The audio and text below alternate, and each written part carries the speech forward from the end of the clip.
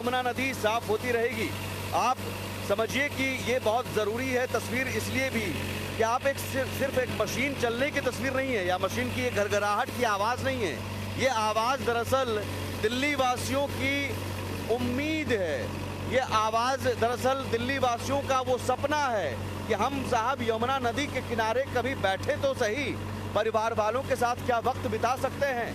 क्या हम river front जो प्रधानमंत्री नरेंद्र मोदी ने संकल्प लिया है, सपना दिखाया है, रिवर फ्रंट का सपना अपने आप में 3 साल में पूरा होता है।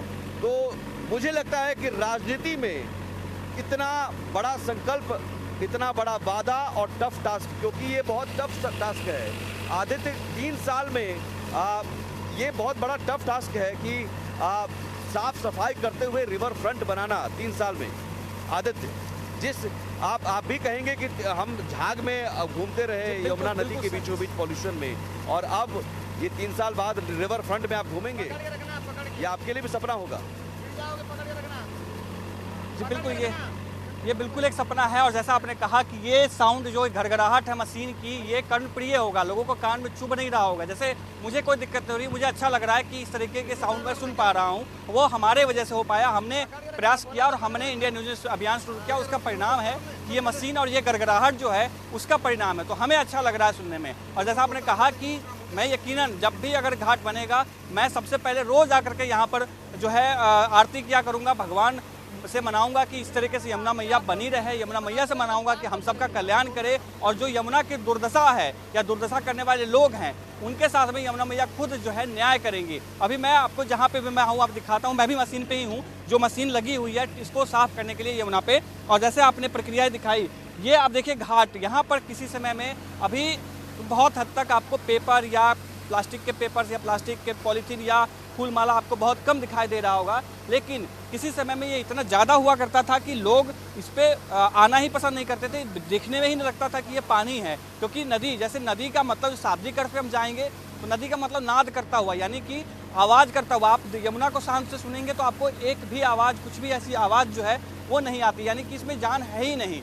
दूसरी बात, जब गंगा के सामने बैठते हैं जहाँ पर बहती हुई धारा रहती है, वहाँ पे नाद करती है नदियाँ, आवाज़ आती हैं, वो एक जिंदा होने के प्रतीक है। साथ ही मैं आपको बताऊं कि यमुना की स्थिति जो है, आप देखेंगे कि एक भी आवाज़, आपको थोड़ा सा भी आवाज़ यमुना का नहीं रहता, क्योंकि ये बहती ही नहीं है, बहुत ही ठहरा हुआ पानी है, जिस वजह से यमुना खराब हो जाता है, यमुना गंदा माना जाता है।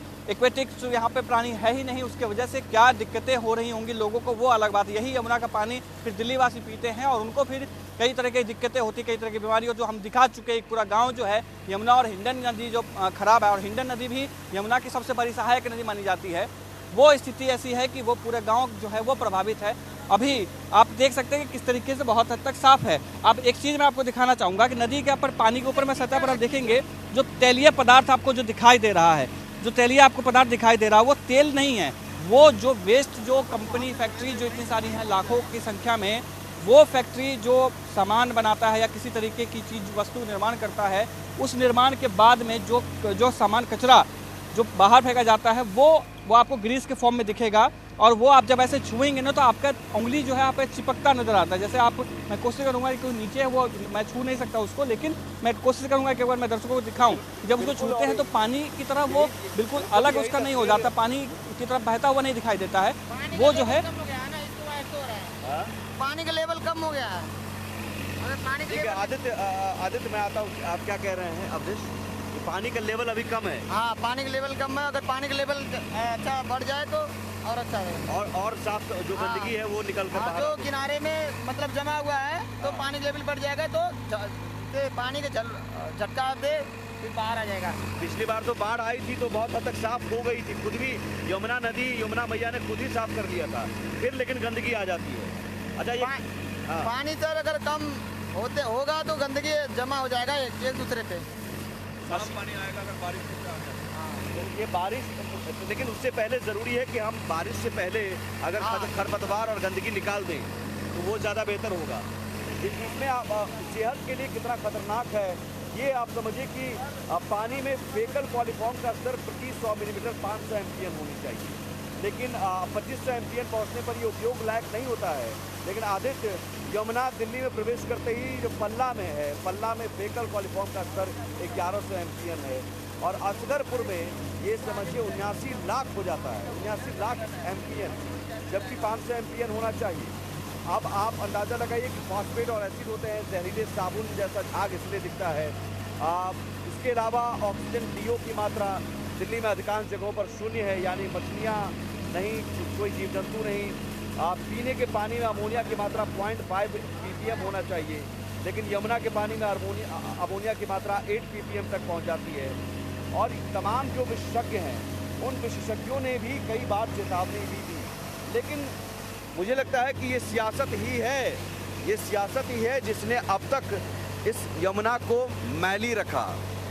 यमुना मैली नहीं है, मैं बार बार कह रहा हूँ, यमुना मैली नहीं है, मैला सिस्टम, और उस सिस्टम को अब शुद्ध करना ज़रूरी था। तो शायद प्रधानमंत्री नरेंद्र मोदी ने जो संकल्प लिया है वही सिस्टम काम कर रहा है।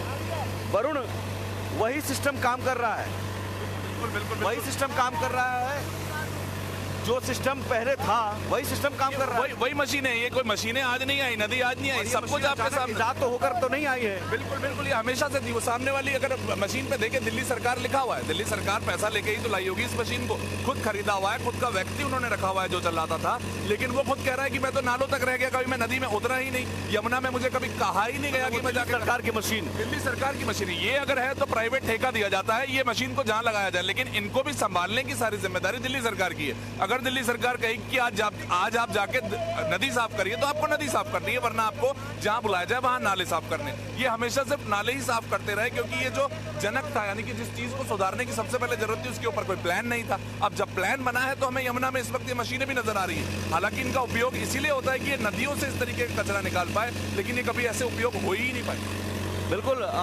और